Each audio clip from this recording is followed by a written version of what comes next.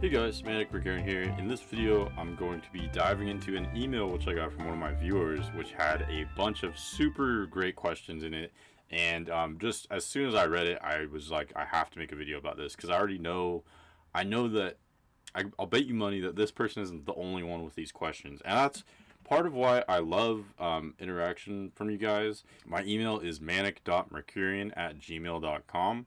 I will also put that in the description below. I love getting interaction from you guys because I just don't always know what you're interested in or what you'd like to learn about. So, but at any rate, let's dive into this email. In your email, you said, what astrology software would you recommend for someone like myself, illiterate in reading a chart?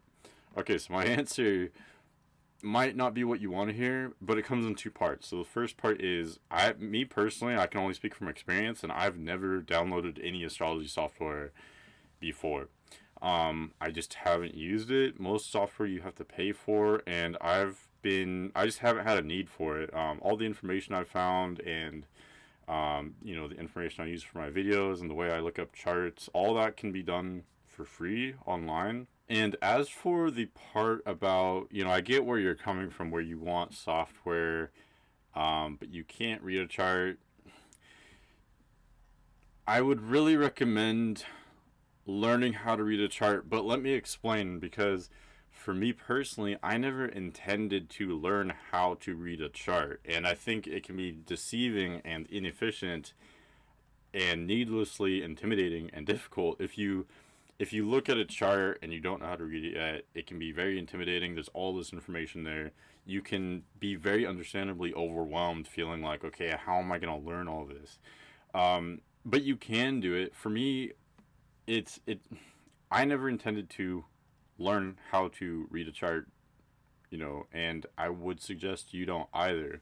What I would suggest is fall in love with the process. And for me, the process was learning what ended up being basically the four parts of a chart, which is signs, planets, houses, and aspects. I learned it in that order: signs, planets, houses, aspects. Other people, I had a friend who did signs, houses, planets, aspects. Houses were difficult for me to understand. I can talk much more about how I learned astrology, but I would really recommend just learning how. There's free information on YouTube as well as online and in books. I personally didn't really learn from books. I pretty much learned completely on YouTube and on websites online. And there's a whole bunch of sites and YouTube channels that I used. I will put them, as many as I can think of, in the description, but some definitely include Astrology King online. They have great descriptions of transits and aspects, not only in natal charts, but also, in transit. There's also Leo King was good, or is good. Edwin Learnard is good. There's, what else? Alyssa Sharpe, who I think now calls herself the Divine Venus. There's probably a lot more than I can just think of off the top of my head, so definitely check out my description area. I'll put as many references as I can think of which helped me learn astrology. But I would really recommend just start learning about your sun sign, your moon sign, learning about other people's sun and moon signs. And what I did was, that's exactly what I did. And in the first year or two, I learned about the 12 signs, got a grasp of those, and then started learning about what each planet means in astrology. And then houses were harder for me. I just had something blocking me where they just wouldn't click with me for probably the first 2 years of getting into astrology. And then I don't know what made it click with me, but somehow it just clicked, and I would just look at placements, just kind of like the same with signs or planets. So I was still using Placidus, so I looked up Sun in 6th house. What does that mean? What does Sun in 6th house look like? And then just do that for all the planets in different houses until you get an understanding of the house system.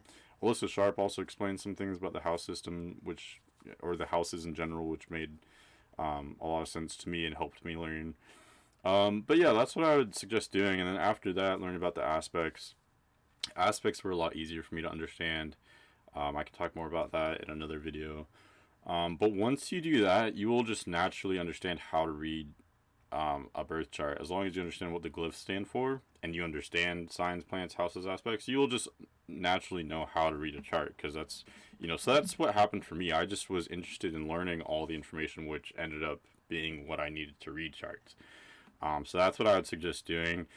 You can, it hurts me to even bring this up. I feel like I shouldn't, but you can look at table charts, which just list off your placements, but I never use those. I mean, to me, you don't get nearly as much information. Like when you look at a chart, you can see not only where the placements are, but also how they interact with each other and the aspects that they make. And so I would really suggest learning how to do that.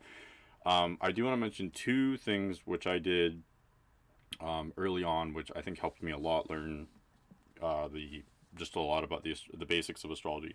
One was a website. So if you search free birth chart report cafe astrology, and then click on free astrology birth chart report by Cafe Astrology, it will show you, well, first input your information, and then it will show you a table with all your placements, and below that there will be an explanation in great detail of your sun sign, and then all your aspects in an in-depth analysis. And I just thought that was so great getting into it early on, because not only did I just think it was so cool that some random website could describe me in so much detail, I felt like like this site probably knows me better than most people, type of thing. So that just kind of blew my mind. But also looking back, I think it helped me a lot, because it gives you a taste of the amount of detail you could get by reading a chart. It also gives you a taste of how aspects work, and and in a way it's almost like a free birth chart reading. So I just think that's really cool, and looking back helped me learn a lot. Another thing I did, which I did just for fun, and this is gonna sound kind of nerdy, but I've always been a doodler or a drawer. And so what I would do, especially in the first few years of learning astrology, is I would basically draw the zodiac. So I'd draw a circle, divide it into 12, label the 12 signs, and then I would indicate, I would color code, what mode each sign was, and what element and season they were. And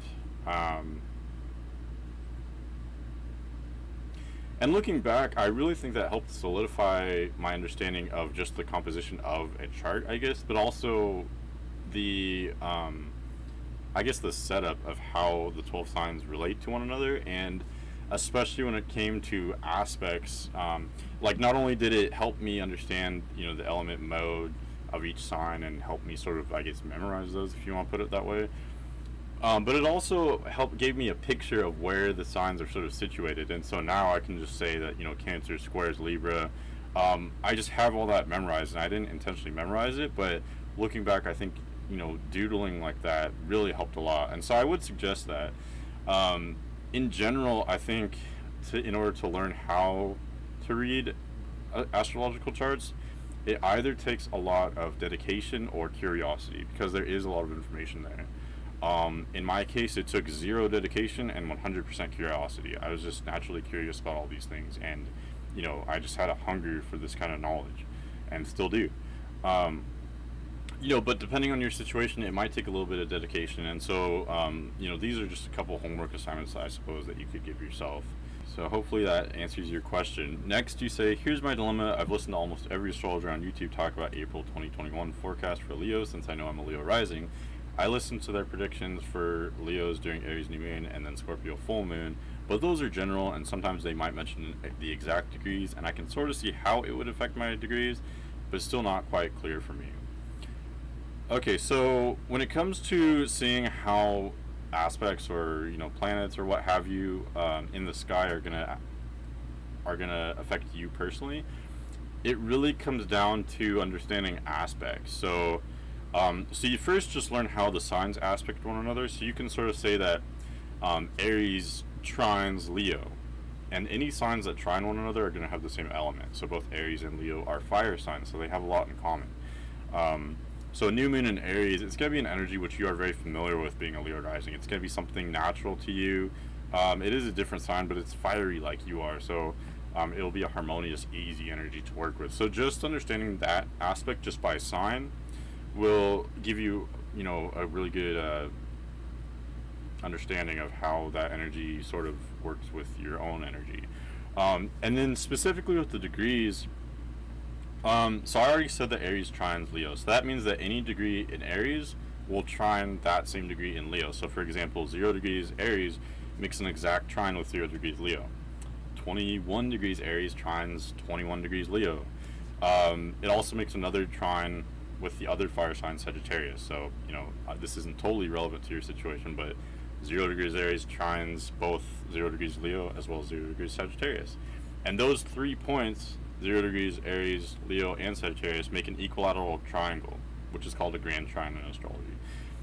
So yeah, I just gave you a taste of understanding aspects, but look up these aspects. I would just do it per aspect. So like, what is a trine like? And there's lots of YouTubers and online sites that will talk about these things. Or if you're a reader, you could get a book on these things. There's so much information available. A lot of it's for free.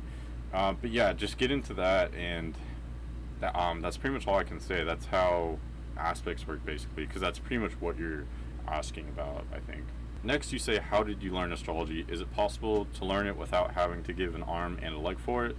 Or am I being a cheapskate? So in my opinion, you're not being a cheapskate at all.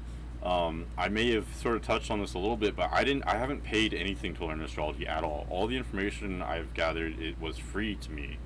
I have downloaded an app before, which I think I paid for, and I have bought a book, but neither of those, I didn't really get any information from either of those. Pretty much all my information is from free YouTube channels and websites. So that's how I learned it personally. I didn't take any classes. I didn't pay at all. And how did I learn astrology? So I did explain that a little bit, but just real quick, I started out as a skeptic. I knew I was a Virgo, but that never clicked with me, never resonated. I didn't like how the symbol for Virgo was so like feminine. I thought that maybe I was a little bit insecure, but I didn't like that, and I think I knew something about how like Virgo likes routine, and I've never liked routine. I always liked something new, something different. I like change. So that just never fit with me, and for some reason I wanted to get into astrology just enough to see, and basically just enough to prove how it wasn't real.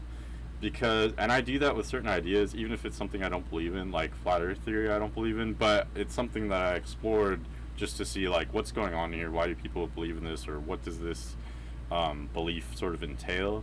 So that's sort of what I did with astrology, and once I learned about my moon sign being in Gemini, that clicked with me. It made a lot of sense, and especially combining that with my sun sign, Virgo, that made a lot more sense to me. And then there were also a couple of coincidences. So like, everyone in my immediate family is an earth sign. My mom is a Virgo, my dad's a Taurus, my brother's a Capricorn, and I'm a Virgo. I thought that was kind of a weird coincidence. And then another sort of coincidence that I observed very quickly was that I had a lot of crushes in high school, probably like 5 or 6, and all of them were Gemini sun signs. And especially understanding that I was a Gemini moon and rising, I was like, what are the odds of that? I didn't know about astrology before that. I wasn't looking for Geminis. So, that was pretty crazy to me. Like, I thought, maybe there's something to that. And the more I got into astrology, the more coincidences like that I observed, and the more detail and richness of information that I found. And so ever since then I was just hooked on it, and constantly searching for new concepts, new information. I have plateaued a little bit over the past year or two, but still I'm always learning. I like that astrology is very complex. There's so much information, and so it never ends. You can always look for more information, but at the same time I found it easy to learn because it's all based on simple concepts. So for example, with the 12 signs, there's 3 modes and 4 elements. 3 times 4 equals 12 unique combinations. So each sign has a unique combination of its mode and element, is another way of putting it. And so, that's just one example of it's complex, but it's all based on simple patterns, and simple patterns which are easy to observe. And so I was just hooked on it. So hopefully that answers how your question.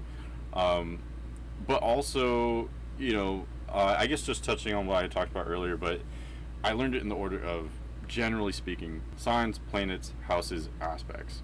I know I already said that, but I just really want to emphasize that because that's what I found the easiest, and that's what I'd suggest you learn as well.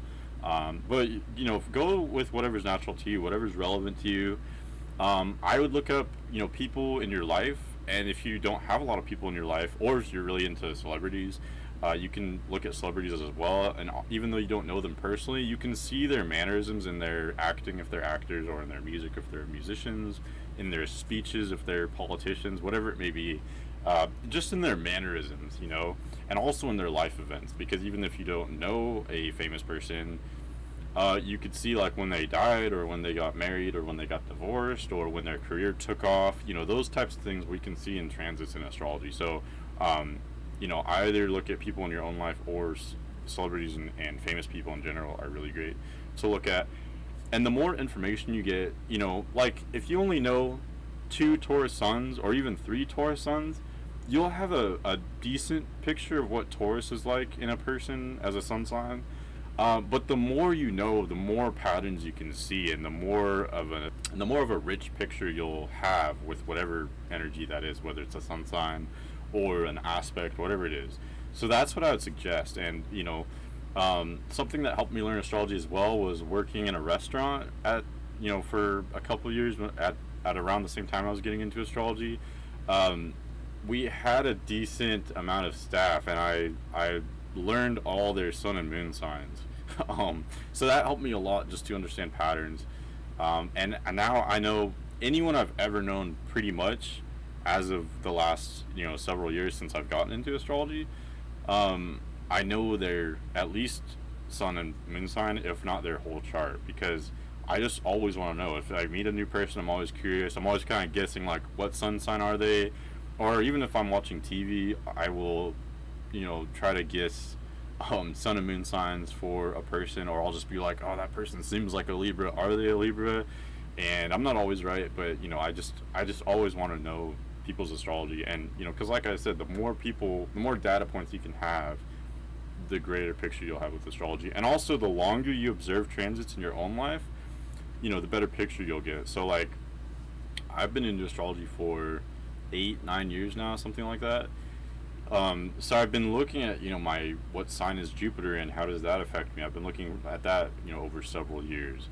Same with Saturn, stuff like that. Or what is it like at different times of the year. I've always been aware of how I'm different in different seasons. I always feel more energized in summer and fall, and kind of depressed in like late winter, early spring.